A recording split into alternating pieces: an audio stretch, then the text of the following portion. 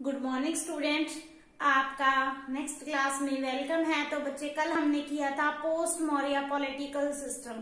तो आज हम नेक्स्ट टॉपिक करेंगे पोस्ट मौर्य सोसाइटी या उनका सोशल लाइफ कैसे था। क्लियर? जो उत्तर मौर्य कालीन समाज या सामाजिक जीवन के बारे में पढ़ेंगे तो उनमें सबसे जो फर्स्ट पॉइंट है वो है कास्ट सिस्टम, जाति प्रथा। तो ज्यादा बच्चे जैसे में इनके राजनीति या प्रशासन के बारे में जानकारी नहीं मिलती, वैसे ही हमको इनके जो सामाजिक जीवन के बारे में भी बहुत कम जानकारी मिलती है। यदि हम बात करते हैं उनकी जातियों के बारे में तो अन्य युगों की तरह जो उत्तर मौर्य कालीन समाज था उसमें भी बहुत सी जातियां पाई जाती थी, जैसे कि इसमें यवन, शक, पल्लव, ऋषभ, कुषाण, इन विदेशी जातियों का प्रचलन था। कौन से? यवन, शक, पल्लव, ऋषभ, कुषाण, ये विदेशी जातियां बाहर से भारत में आई थी और भारतीय जातियों से प्रभावित हुई थी। और जो भारतीय जातियों की बात करती हैं तो आपको पता है कि कौन सी 4 जातियां थी हमारे देश में उस समय प्राचीन काल में? ब्राह्मण, क्षत्रिय, वैश्य, शूद्र। और जो ब्राह्मणों का कार्य क्या होता था? दान दक्षिणा देना, यज्ञों का अनुसंधान करना और अध्ययन का कार्य, कि ये पढ़ने और पढ़ाने का कार्य करते थे। जो क्षत्रिय थे वो क्या करते थे? देश की रक्षा करते थे और युद्धों का कार्य करते थे और ये सैनिकों के रूप में अपनी भूमिका निभाते थे।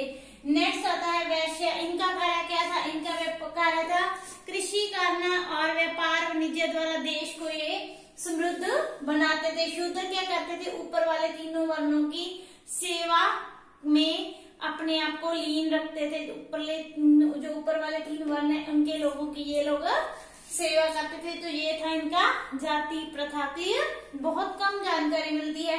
नेक्स्ट आता है मैरिज सिस्टम, कि उनकी जो विवाह व्यवस्था थी कैसी थी, कि विवाह कैसे होते थे। तो जो एक यात्री आया था भारत में, फाहेजान, वो इनके बारे में लिखता है कि जो उस समय क्या होते थे नगर और गांव, जो भारत में जो नगर और गांव में लोग रहते थे, क्योंकि हमने इनका नागरिक प्रशासन भी पढ़ा है और ग्राम प्रशासन भी पढ़ा है। तो लोग कहाँ रहते थे? नगरों और गांव में रहते थे। तो गांव वाले इन जातियों से सामाजिक संबंध नहीं रखते थे। किन जातियों से? जो घुमक्कड़ लोग होते थे, जो जंगली होते थे और जो असभ्य जाति, इनके साथ गांव और नगरों वाले कोई संबंध नहीं रखते थे और इनको स्पर्श भी नहीं करते थे, मतलब छूते भी नहीं थे, इनको टच नहीं करते थे। इसके अलावा अगर हम विवाहों की बात करें तो उस समय जो अंतर जातीय विवाह था, कि अपनी कास्ट के बाहर विवाह वो लोग नहीं करते थे, अंतर जातीय विवाह वर्जित था। क्लियर? और इसके अलावा इन विवाहों में इन अंतर जातीय लोगों को भोजन व पान की अनुमति भी नहीं देते थे, किंतु इन लोगों को गैर कानूनी करार नहीं दिया गया था। ये लोग समाज में जरूर रहते थे, परंतु इनको जो नगर और गांव के लोग स्पर्श नहीं करते थे, इनके साथ कोई संबंध नहीं रखते थे। और अगर जो अंतर जातीय विवाह थे वो वर्जित थे, परंतु अंतर वर्ण के अपने ही कास्ट में विवाह होते थे। क्लियर? और जो मुख्य विवाह अपने वर्णों में ही किया जाता था। यहाँ तक क्लियर हुआ कि कास्ट सिस्टम कैसा था, मैरिज सिस्टम कैसा था। ओके, तो नेक्स्ट पॉइंट आता है उनका स्लेव सिस्टम, दास प्रथा कैसे थी।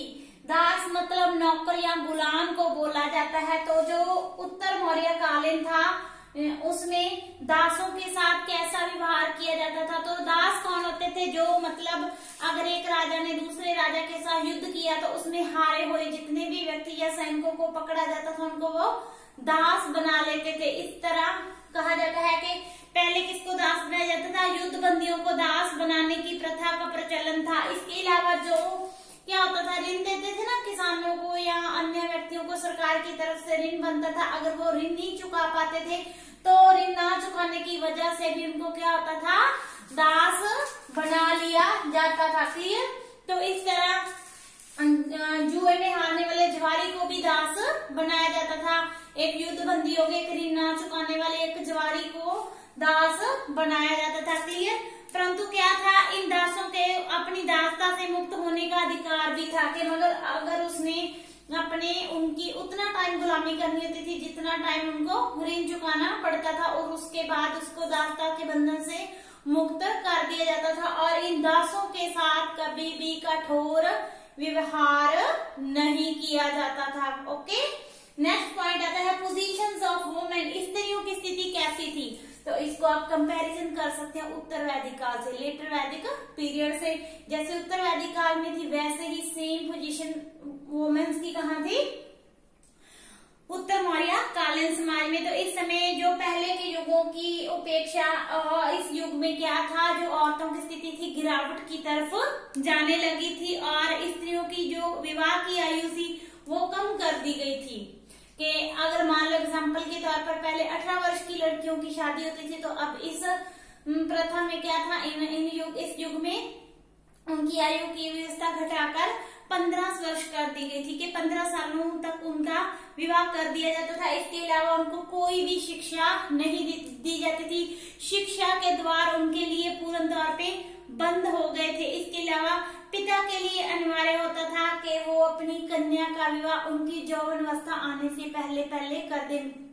कहने का मतलब क्या था कि बाल विवाहों का प्रचलन होना शुरू हो गया था कि यौवनावस्था से पूर्व ही जो पिता था वो अपनी कन्या का विवाह कर देता था। और ये जो स्थिति थी वो किनकी थी, निम्न और मध्य वर्ग की औरतों की। और जो उच्च वर्ग की औरतें थी उनकी स्थिति काफी अच्छी थी, उनको शिक्षा लेने का भी अधिकार था और विवाह संबंधी भी काफी अधिकार दिए जाते थे। और उस समय विधवा विवाह प्रचलन में था।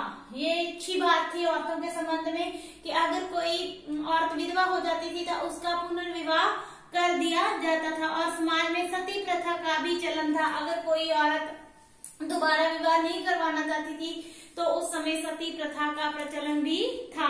और पर्दा प्रथा भी थी कि औरतें पर्दा भी करते थे, परंतु पर्दा प्रथा अभी तक कठोर नहीं हुई थी। क्लियर।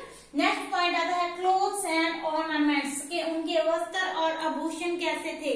और जो मतलब औरतें थी वो साड़ी और पेटीकोट पहनती थी, जो उनका साधारण वस्त्र था, साड़ी और पेटीकोट पहनती थी। और जो पुरुषों का वस्त्र साधारण तौर पे अधो वस्त्र होता था, जिसमें वो धोती और कुर्ता पहनते थे और सिर में पगड़ी बांधते थे। क्लियर। ये औरतें और पुरुषों के जो वस्त्र थे। अगर हम उनके आभूषणों की बात करें कि वो गहने या आभूषण किस तरह के पहनते थे, तो दोनों ही स्त्री पुरुष गहनों के या आभूषणों के शौकीन होते थे।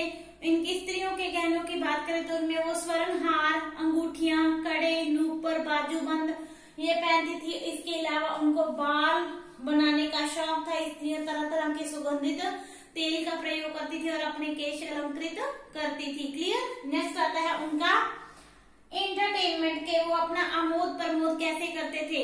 तो वो आमोद प्रमोद उनका प्रमुख जीवन का उनका साधन था कि वो अपना मनोरंजन करते थे, एंटरटेनमेंट करते थे।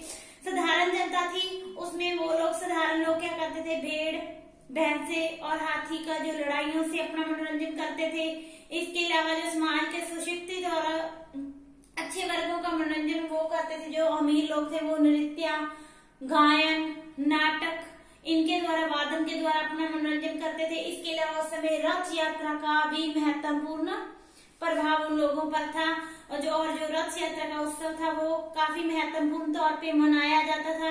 इसके अलावा जो समाज के सभी वर्गों के लोग थे वो सामूहिक रूप में इसमें शामिल होते थे। उसके बाद अगर हम बात करें उनके भोजन की, फूड, किसकी बात करें, भोजन, तो वह भोजन उनका साधारण लोगों का भोजन साधारण ही होता था। जो उनमें गेहूं की मतलब रोटी चपाती बनाते थे और सब्जियां, दूध, दही, फलों का प्रयोग करते थे। और जो लोग थे अमीर लोग थे वे उस समय मांस, मदिरा का प्रयोग नहीं करते थे। ये बात आपने याद रखनी है कि इस युग में ना तो लोग मांस का, ना मदिरा मतलब ड्रिंक, शराब का प्रयोग नहीं करते थे। और प्याज और लहसुन का भी प्रयोग नहीं किया जाता था। परंतु ये कथन है कि ये लोग बौद्ध धर्म के मतलब बौद्ध प्रजा जो बौद्ध धर्म को मानते थे वो नहीं करते थे, हिंदुओं में इसका प्रचलन था। क्लियर। तो आज के लिए इतना टॉपिक, कल हम करेंगे next topic. Thank you so much.